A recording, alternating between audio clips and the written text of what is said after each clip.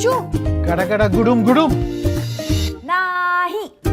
नमस्कार, माझं नाव देवश्री आहे. मी ईशान्य इंडिया फाउंडेशन बरोबर एज्युकेटर आणि सायकॉलॉजिस्ट म्हणून काम करते. आज India reads allowed by turning pages foundation बरोबर वाचायला मिळणं ही माझ्यासाठी खूप आनंदाची गोष्ट आहे. लहानपणीपासून मला वाचण्याची खूप आवड होती. आईबाबांकडून, आजी आजोबांकडून रामायण महाभारताच्या गोष्टी ऐकणं माझी खूप आवडती गोष्ट होती. मला वाटतं सर्व मुलांना असं मोठ्याने वाचण्याचा आनंद मिळालाच पाहिजे. तर चला आपण आज वाचू आजची स्टोरी, हरवलेली सुंदरी. याचं लेखन आणि चित्रांकन प्रिया कुरियन यांनी केलं आहे आणि मराठी अनुवाद मुकुंद टाकसाळे यांनी.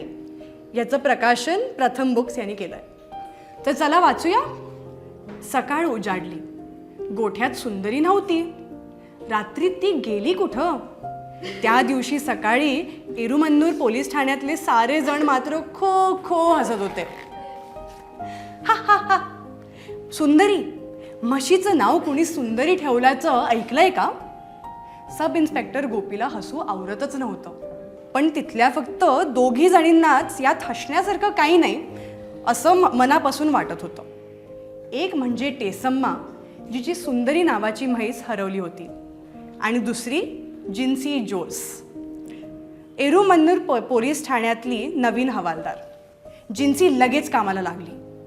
अम्मा, मला सुंदरीविषयी सांगा बघू, जिन्सी म्हणाली.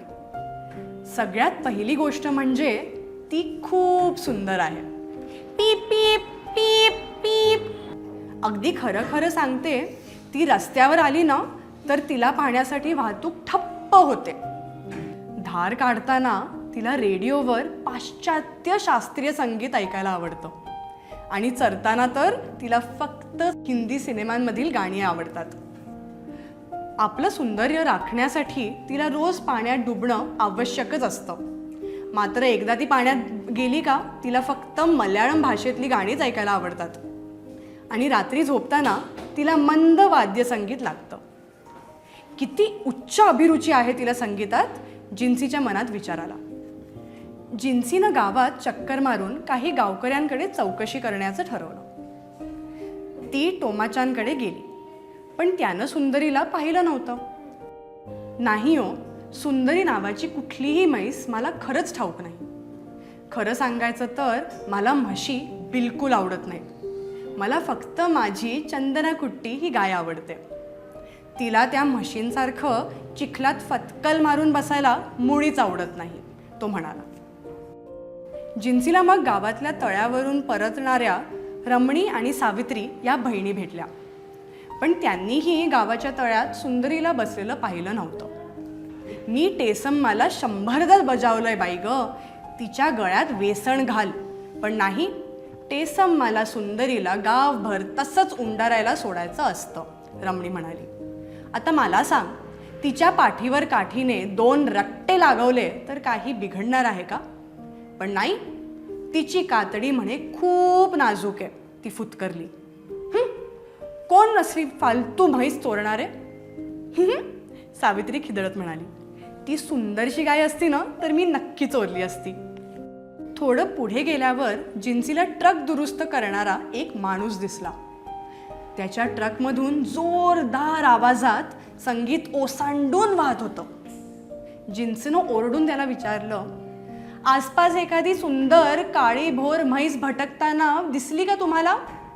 तुम्ही मला का विचारताय हे? मी या गावात नवा आहे. मी माझा ट्रक दुरुस्त करत बसलोय. माझा ट्रक फणसांनी खचाखच भरलेला आहे, आणि तुम्हाला ठाऊक आहे का, म्हैस म्हणजे अगदी समाजप्रिय प्राणी आहे. ती म्हैस आपल्या मैत्रिणींबरोबर गप्पा मारत बसलेली असेल. तर मी काय म्हणत होतो, मला या रेडिओ ऐकणाऱ्या म्हशीची माहिती का असेल? आज पाऊस पडेल असं दिसतंय. तुम्हाला काय वाटतं, आज पाऊस पडेल का? मला तरी तो पडेल असं वाटतंय. जिन्सी सायकलवरून गावभर सुंदरीचा शोध घेत हिंडली, पण तिला काही यश आलं नाही. सॉरी, एकही म्हैस इकडं दिसली नाही. कदाचित तिनं आत्ताच पळून जायचं ठरवलं असेल. सुंदरी, माझ्या मुलीचं नाव सुंदरीच आहे. मध्यरात्री गायब झाली. मग ती आत्तापर्यंत मटणाच्या दुकानात विकली पण गेली असेल. कसं शोधणार तुम्ही तिला? साऱ्या म्हशी सारख्याच तर दिसतात. दुलकर इक्कालाही सुंदरी दिसलेली नव्हती.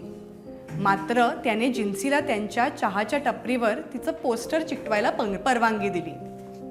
जिन्सी आता दमली होती. खर्र, खर्र, क्विक, क्विक, क्विक, खर्र, खर्र, क्विक, क्विक, खर्र. दुलकर इक्का त्याचा रेडिओ लावत होता. खर्र, खर्र, खदाम. रेडिओचा जोरदार आवाज आला. तो भला मोठा आवाज ऐकून जिन्सीच्या डोक्यात एकदम प्रकाश पडला. ती सुंदरीच्या गोठ्याकडे धावत पळाली. सुंदरी अर्थातच गायब झाली होती, पण तिच्याबरोबर गोठ्यातील आणखी एक गोष्ट गायब झाली होती. त्या रात्रीच जिन्सी मनाशी काहीतरी ठरवून बाहेर पडली. ट्रकमधल्या अंधारात काजवे चमकत होते आणि आणखी एक गोष्ट चमकत होती. काय चमकत होतं? काय दिसतंय तुम्हाला? खर्र, खर्र, कुई, कुई, कुई, खर्र, खर्र. जिन्सीला त्या क्षणी सुंदरी सापडलीच. म्हशीला पळवणाऱ्या शाजी कुट्टप्पनला लगेच पोलीस ठाण्यावर नेण्यात आलं. यांनाच म्हैस पळवली हे कसं ओळखलं जिन्सी? टेसम्मानं विचारलं. फारच सोपं होतं. शाजी म्हणाला की रेडिओ ऐकणारी म्हैस मी तरी पाहिली नाही, पण मी तर त्याला सुंदरी रेडिओ ऐकते असं सांगितलंच नव्हतं. त्या रात्री सुंदरीला पळवून शेजारच्या गावातल्या कत्तलखान्यात विकण्याचा शाजीचा बेत होता, पण तो साफ फसला. सुंदरीला पळवताना शाजी तिला गोठ्याबाहेर ओढत होता, पण सुंदरी काही केल्या जागेवरून हलत नव्हती. तेव्हा शाजीनं तिचा रेडिओ पळवायचं ठरवलं. रेडिओ घेऊन शाजी निघाला आणि काय आश्चर्य, त्याच्या पाठोपाठ सुंदरी डुलत डुलत निघाली की. रेडिओ वाचून सुंदरीला क्षणभर तरी करमणं शक्य होतं का? पाठोपाठ आलेल्या सुंदरीला शाजीनं ट्रकमध्येच लपवलं. सुंदरी परत मिळाल्यानं टेसम्माचा आनंद गगनात मावेना. मानलं बुवा आपण, इन्स्पेक्टर गोपी म्हणाला. ही सुंदरी खरोखरच सुंदर आहे एकदम. किती छान गोष्ट होती ना? मला पण गोष्टी ऐकायला खूप आवडतं. इनफॅक्ट मी जेव्हा माझ्या न्यूरोडायव्हर्जन स्टुडंट्सबरोबर पण शिकवते त्यांना, तेव्हा गोष्टींचा मी खूप वापर करते. कारण त्यांना गोष्टीतनं फक्त मजा येत नाही, त्यातून त्यांची व्होकॅब्युलरी वाढते, त्यांना इमोशन समजण्याचा एक वेगळी पद्धत त्यांना एक सापडतं. कारण गोष्टींमधनं इतके इमोशन्स असतात, इतकी क्रिएटिव्हिटी, इतकं इमॅजिनेशन, इतके रंग असतात त्या पुस्तकांवरती. त्या क्लासरूममध्ये त्यांच्या गतीने त्यांना शिकायला मिळतं. अशाच मजेदार गोष्टींसाठी इंडिया रीड्स अलाउडला सबस्क्राईब करा आणि बेल आयकॉन दाबा आणि बघा आपल्या मुलांना वाढताना प्रत्येक पानाबरोबर. आता तुमची पाळी. आनंददायी वाचनाच्या चळवळीत सहभागी व्हा. मुलांसाठी रीड अलाउड करा. फक्त 10 मिनिटं काढा, त्यामुळे मुलांमध्ये खूप फरक जाणवेल.